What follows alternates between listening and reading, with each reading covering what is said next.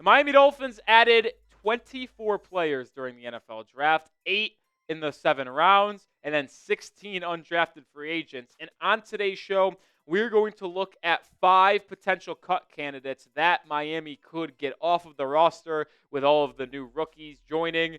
Before we get into those players, I want to get your thoughts. Call it now. Before I give you the 5 players I think could get cut by the Fins, who do you think the Dolphins could cut? Get down in the comment section and let me know your best answer. First player that I think the Dolphins could get cut, Julian Hill, the tight end. And maybe I'm a little biased because I want Julian Hill to get cut, but I do legitimately think there's a chance he ultimately gets the X from this roster.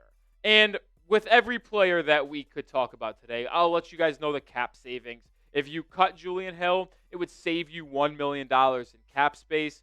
But yeah, Julian Hill is not a good football player. And I'm kind of sick of him on the roster. And I know a lot of people might go out there and say, well, he has experience. He's a blocking tight end. What can you expect? Well, the tight end room for Miami is interesting because you have Jonah Smith, who's coming off of a franchise record season last year. Literally set the single season record for receptions and receiving yards.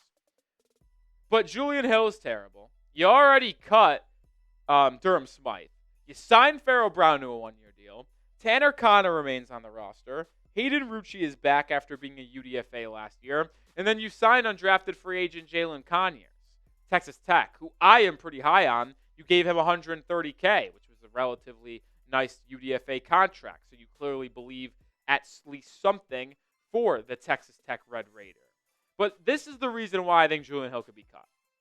I think when we get to training camp, we could see Pharaoh Brown outplay Julian Hill. And I like what the UDFA Jalen Conyers brings to the table, man.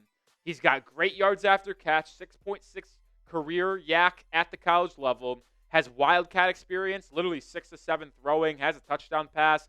He's experienced. He's improving as a run blocker, good with the ball in his hands. Like, I'm telling you this right now. I could absolutely see the Dolphins rolling with a tight end room of 3 guys, and those 3 tight ends are Jonah Smith, Pharaoh Brown, and Jalen Conyers. And I don't think Julian Hill is that good regardless. Like, the one thing that he is known for is his ability to block. But he's not that good at blocking. He's not. And that's the common misconception about Julian Hill. He's not good. In 2023, he was penalized 4 times and had grades in the low 40s. And then it was even worse in 2024. 37.2, 51.5 pass block, 41.0 run block. And he was penalized 7 times. And you think 7 penalties is a lot, but it somehow felt like more penalties from Julian Hill this past season. He is not a good blocker. I think he's bad in actual running routes and catching the football. I think his time on the Dolphins is going to be very, very short. I'm going to put Patrick McMorris on the list, and this one might be the most surprising. 6th-round pick in 2024 out of Cal. Dolphins used 2 6th-round picks on Malik Washington and McMorris, but the reason why I think McMorris could be a cut candidate is because how many safeties are now on the roster. We'll get to that in one second, but the savings that you have if you cut McMorris is not very good. And I would say if you cut him, it has to probably be post-June 1st. Saves you $960,000 in cap space. So the cutting Patrick McMorris, it's not because you'd be able to save money. There's no reason for that. But the reason why I could see him being cut is because what you've added and what you have on this room. Obviously, Jordan Poyer and Javon Holland are gone.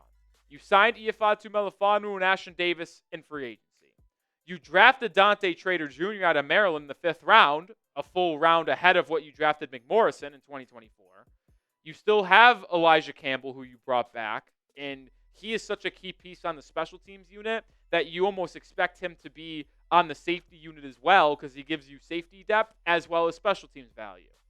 And then another reason is that you added 2 UDFAs, John Saunders Jr. out of Ole Miss and Sehi Oladipo from Boise State. I like Patrick Morris a lot. I do. I think he's solid, and I liked what I saw from him in the couple preseason games before he got hurt. But he's going to need a strong summer to keep a roster spot for sure. Because when you draft a safety in the 5th round and Dante Trader Jr., and then you sign 2 undrafted free agents, yeah, I absolutely expect his spot to be in jeopardy.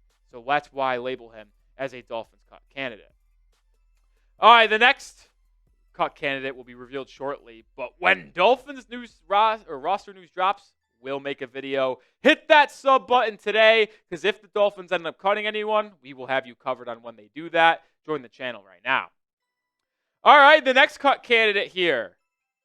It's a punter, Jake Bailey. This actually has nothing to do with what happened in the NFL draft and undrafted free agency, but this is just the most obvious cut candidate on the Miami Dolphins roster. It's inevitable. Like, no offense, Mr. Bailey. You are currently employed by the Miami Dolphins, but there is no chance that you will be employed by September. Why? Well, if you cut Jake Bailey, it saves you $1.9 million in cap. And by the way, that's the most money you could save by cutting a player basically on this roster that could be cut and is expendable. But this has nothing to do with the draft, like I mentioned. It has to do with free agency. First of all, I've been out on Jake Bailey for a while. I think he sucks. I don't think he has good hang time. I don't think he angles his punts that well. I've been out on Jake Bailey for a very long time. But and the reason why he is absolutely being cut is because they signed Ryan Stonehouse. And Ryan Stonehouse, if you remember, in 2022 was an undrafted rookie and set the record for yards per punt average and was an all-pro. Now, then he got an injury in 2023 and was okay in 2024. But you also have to take into consideration the new special teams coach for Miami is Craig Aukerman. Craig Aukerman coached the Titans special teams in 2022 when Stonehouse was the punter. So obviously Stonehouse has a lot of liking with Aukerman. Jake Bailey's going to get cut. And I don't know why they're waiting on it. You might as well just do it now. Next Dolphins cut candidate, Tindall, the linebacker. I labeled him as a cut candidate last year, but he ultimately had a good enough preseason, good enough training camp to make the roster, and he did have some value on special teams, was inactive a lot as well. This cut would save you $1.4 million in cap space, so not the most. It is the second most out of this 5-person list, just behind Jake Bailey in terms of cut. But here's the thing, folks. Remember, he was drafted 102nd overall. He's played 3 years in the NFL. It's the final year of his rookie contract. And he's done nothing up to this point in his career. Absolutely nothing. So when you are entering the last year of your contract, you've done nothing. What's the point of keeping you? Seriously, what is? Why not give a chance to a UDFA like Eugene Asante, who has been solid on special teams in his 6-year college career? Ran a 4.48 40-yard dash. Like, to me, it doesn't make sense to hold on to Tindall. The former 3rd-round pick out of Georgia has not been good. In the 44 games he's been suited up for, he's only had 16 tackles and not have a tackle for loss. Most of those tackles are on special teams as well. It just doesn't make sense for me to hold on to Tindall. You know what you have in Tindall. Might as well try to keep a UDFA or another youthful player that hasn't got the opportunities that Tindall has got, because it's clear that he is not going to do anything as a member of the Dolphins. All right, we do have a hoodie on sale. This white hoodie. I love this hoodie. Go Fins. Got the palm tree, the Miami Dolphins logo. First of all, I just love white hoodies. I don't know why. I should not like them because I'm a mess when I eat and they get dirty way too quick. But either way, grab yours today. Chatsports.com/Dolphins hoodie. $40 off when you go to Chatsports/Dolphins hoodie. Links in the description and comments of today's video. Final cut candidate on this episode, Eric Ezukanma, the wide receiver. Another former relatively solid high draft pick. Unfortunately, he's just not very good. And if you did cut Ezukanma, it would save you $1.1 million in cap space. So there does have a little bit of value to cutting him. Not a ton, but a little bit. But it's another failed experiment. The former big-bodied athlete from Texas Tech has not been good in his career. He's only appeared in 5 games, 1 reception for 3 yards. And it happened about 2.5 years ago. He was on the practice squad all year last year. He's in the top 51 cap space this year. Just don't think Ezukam is good, man. He's got to go. He's got to go. And here is what I actually think the wide receiver room is going to look like. I just don't see room for him. I don't. Now, the Dolphins could keep 5 wide receivers. They could keep 6 wide receivers.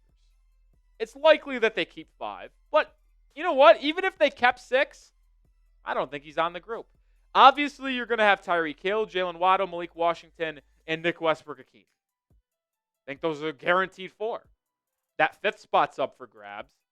I think it's going to be Andrew Armstrong, the UDFA wide receiver from Arkansas, who led the SEC in receiving last season with 1,170 yards, 72 catches, only has had 6 drops over the last 2 seasons, and is 6'4" with a 4.5 140. That's exactly what Miami needs in this room. I think Armstrong makes the team. And if that's your 5th guy, that's probably only your 5. But the Dolphins also drafted Taj Washington out of USC, 7th-round pick last year. He got hurt before the year started and was out for the season. I think the Dolphins would like to see what they got in Taj Washington potentially. I don't see room for Eric Ezukama on this roster. I'm kind of sick of him in Miami, almost like Channing Tindall, and that's why I think he's going to be a strong cut candidate.